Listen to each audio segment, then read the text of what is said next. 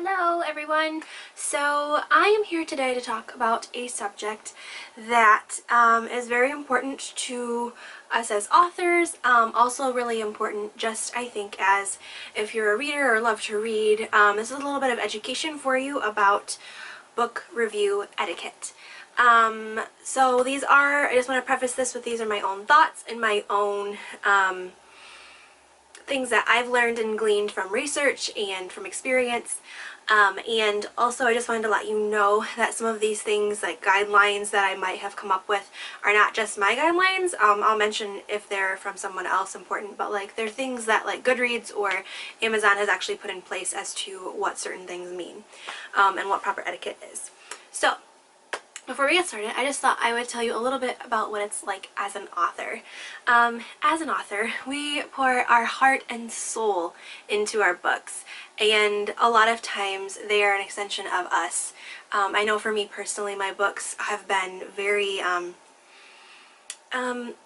they've been a process, and I feel like they've taken a part of my soul, and there's been a growing period for me through each of my books. They've meant something very important to me. They're very deeply tied to my spiritual journey as well. So when you're approaching or writing a review about someone else's book, kind of take a moment to think about that and to realize and think about what this author put into this work and how they feel about it and how they might feel receiving your criticism or your critiques or that type of a thing. So, big thing right now I want to talk about are stars. Stars mean different things to different people. A good general rule to follow is just Goodreads and Amazon's guidelines for what each star means. So I got this off of Goodreads website, and this is what they specifically mean with each star. 5 stars is it was amazing. You loved it, beyond amazing. 4 stars is you really liked it. 3 stars is you still liked it. So a lot of people get freaked out when they get a 3-star review. That still means the person liked it. So there's really no reason to freak out. Yes, it does affect your like overall star rating, but as a general rule, 3 stars still means they liked the book. 2 stars means it was okay, and then 1 star means you did not like it. Contrary to popular opinion, leaving a review with no stars does nothing. It does not rate a book at all. So if you really had like a book that you absolutely hated, or for some reason needed to rate 1 star, rate low that you didn't like it, it needs to be 1 star. Like I said, no stars means absolutely nothing. Another rule and thumb of etiquette that I wanted to talk about is if you always round up. It's just simple math. If you're waffling between stars and you're like, oh, this is really a 3.5, and when you actually click on which stars, how many stars you're going to put in your review, you round up. So if it's 3.5 stars as your rating, you actually click the 4-star button. And then in your review, you can clarify and like just say my rating was 3.5 stars. But when you're actually clicking how many stars, you always round up.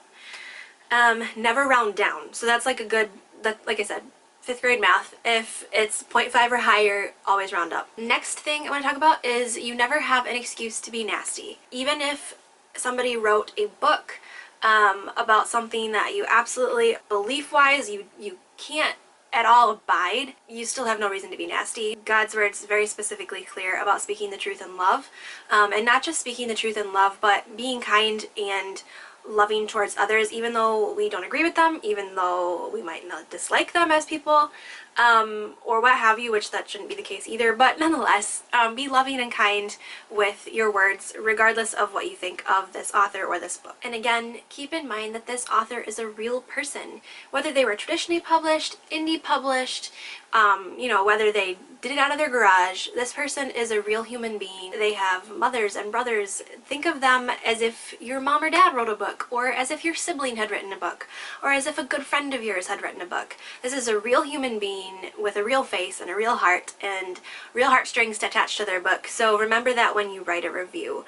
And the same kind of goes for anything you're writing a review on, even if it's product, even if it's like, I don't know, a hat from Etsy. Somebody made that. Think about it. Think about your words before you type them, before you post them, as to, is this how I would tell an aunt or uncle how I feel about their book? So this is kind of like an etiquette thing or a rule of thumb for me, personally, that I like to follow. Typos. Okay? If you find typos any book, the proper etiquette is to let the author know privately, especially if they're an indie published author. Goodreads community really likes to bash authors for having improper grammar, typos, all this type of thing. We're all human. We all make mistakes and we all miss things. I can hire 30 editors and still end up with a typo in my book. It's just par for the course. So if you find typos in a book, proper etiquette is to actually let the author know privately before you post anything in the review, because oftentimes they can fix that. They can release new editions, they can go through and hire another editor, they can get rid of specific typos if you find them. So it's actually super helpful and beneficial if you let an author know. And again, by letting them know privately, it kind of eliminates any backlash or what have you. For instance, with my first book, granted it was my first book, so I know it's not perfect, and I know it wasn't meant to be perfect, and that's fine. But the first time I published it, I had actually hired 2 editors, and so many people found typos, and oftentimes it affected the star rating of a book, which it really shouldn't. And so I have a lot of reviews on my book that, even though I have gone through and edited it and released a new version and gotten rid of all the typos, those reviews are still on my record. So for the people who may have docked me a star for missing commas or missing periods or the wrong capitalization of a word, those reviews still affect my general star rating, which kind of really stinks. So if you find typos in a book, like I said, especially if it's an indie published book, because they do have more control over their work, it's really, really nice if you approach them privately and let them know before you dock a star or 2 stars or what have you from your review for typos. Next thing is your review. If the content in a book offends you or goes against your beliefs in any way, and you want to let your constituents know, and what I mean by that is I have a lot of homeschool Christian girls following me on Goodreads, on my blog, and we have a sphere of influence. Your group of friends is kind of your sphere of influence, and you influence them as to what they want to read, oftentimes because they have the same taste as you, they agree with you on like different things that they enjoy. So if you post a review about something or you want to let your constituents know that a book has bad content or something that they might not find appropriate for a certain age group, a review is an okay place to do so. However, still be kind about it. I just wanted to briefly mention there was one review that I wrote a long time ago, and the reason I chose to write and post the review, even though it was a negative review, was because I had a lot of people following me who had marked this book as to read, and I knew that if they knew what was in the book, they wouldn't be happy, and I kind of felt dirty after reading part of it, and that's why I didn't finish it. But I was very kindly and very succinctly stated in my review, I didn't finish this book for belief reasons, I didn't agree with it, and this is what it contained, and that was all. It was basically a 1-paragraph review, and I just very clearly laid it out, just let everybody know. And honestly, a lot of the people that I followed thanked me for writing that review. So there's nothing wrong with writing a negative review if there's bad content or something you don't agree with. However, I would caution you again, do it kindly and do it with as little words as possible. Next point I wanted to mention is if you did not like a book, keep in mind that your review is your opinion, and everybody's opinion is different. Not everybody is going to completely agree with you, and that's one of the things that as an author I've just learned from the fact that not everybody's going to enjoy my book, and that's totally fine. Everybody has different likes, dislikes, interests. Not everybody loves historical fiction, and not everybody loves historical fiction about siblings. So not everybody's gonna like my first book, and that's totally fine. Getting past that already, but when you write your review, if you find that you didn't like the book or it's not your cup of tea, please mention that in your review. It's just proper etiquette to let them know. You don't need to completely bash the author and like this book was terrible, because it probably wasn't. You just didn't love it, which is totally fine. So if you didn't like a book and you feel the need to leave a review, here are a couple of ways to handle it. 1, be super objective when you write your review and write it from the perspective of someone who might not have enjoyed it, but others might find it enjoyable. So make sure that you are, maybe critiquing, if you feel the need to critique something, maybe step back and review it from the standpoint of, it was a really good story, it was cohesive, the writing style was interesting. There are lots of ways to do it, but try to do it on the merits of the writing style, story, etc., versus completely bashing the story because you didn't like it. Number 2 is make sure your constituents know that it just wasn't your cup of tea. For instance, I read a book that was very romancy and cheesy, from the sense that it was just a really, like, you're like, really, come on.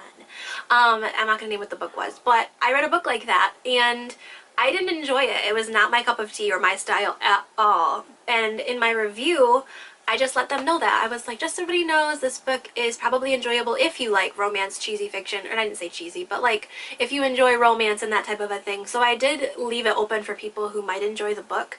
And it just you come off very objective, very professional, and very kind towards readers and towards the author. So that kind of talks about all of the like review etiquette that I wanted to briefly mention. But the next part of this video is also very important. So this pertains to review response. So here's the deal, and here's proper etiquette, and I've done a lot of research, and I've read books on Goodreads and about Goodreads and Amazon and about book reviews, and this is kind of what I've come up with. Never argue with a reviewer as an author. So if you're an author and somebody reviews your book and they completely either don't get something or miss it or whatever, never argue with them. It goes nowhere. It often causes a lot of trouble and a lot of strife, and it just makes everybody feel kind of cruddy. So just don't argue with a reviewer. If you want to have a friendly discussion because your opinion differs, that's fine, but the Bible is clear about arguing. And if at any point your discussion becomes an argument, please be very open to looking at it and being, hey, I might have got a little out of hand, maybe I should just take a step back. If you're an author, never comment or respond to reviews. Do not argue your point in public. If you feel so led, though I don't recommend it, to clarify or something about the book, you can approach this person in a private message. I did that, for instance, with somebody who reviewed my book and said that there was a ton of typos. They had read a previous version of the book, and since then I released a new one, and so I just kindly approached them with a private message and said, hey, thank you so much for reviewing my book. I just wanted to let you know that I did take your changes to heart, and I did change and edit those typos that you mentioned in your first review. Would you be willing to add an addendum to your review to say that I've now edited those typos and they no longer exist? Or that type of a thing. So I have done that on occasion, and there's nothing wrong with that. But again, just make sure you're doing it very kindly and professionally and handling it in a very professional manner. This is super important, and it's become really big with online bullying and that type of a thing. Do not engage. And what I mean by that is I just want to tell you a brief little story about what happened to me. I was once attacked by an author for leaving a 1-star review. I mentioned the story a little bit earlier in this video. There was some content that I found inappropriate, and I didn't want some of my Christian young women to know that I supported that. I wanted them to know, hey, this book has this in it and I don't agree with it, but I just want to let you know it's there. And again, it was a very brief 1-paragraph review.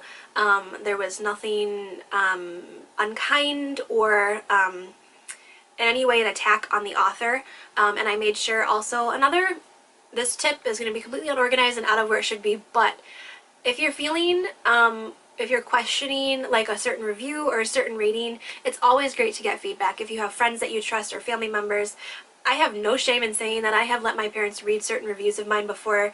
Just having another set of eyes with absolutely no opinions about this book, they never read it, and to be able to read it and be like, you know, that sounds a little harsh, or hey, that sounds great, like you're doing great, like it doesn't sound like you're attacking them at all. Just having somebody available to do that is always great. So if you are ever questioning or waffling back and forth on an opinion about how you feel, about how you might be portrayed through your review or your comment, it's always great to get a second opinion. Anyway, back to the story. The author viciously attacked me. I did have people defending me, and I didn't ask them to do that. They decided to jump on there and do that themselves, but I wouldn't recommend it. The Bible is very clear about answering a fool to his folly. It really only stirs up more strife and continues the discussion.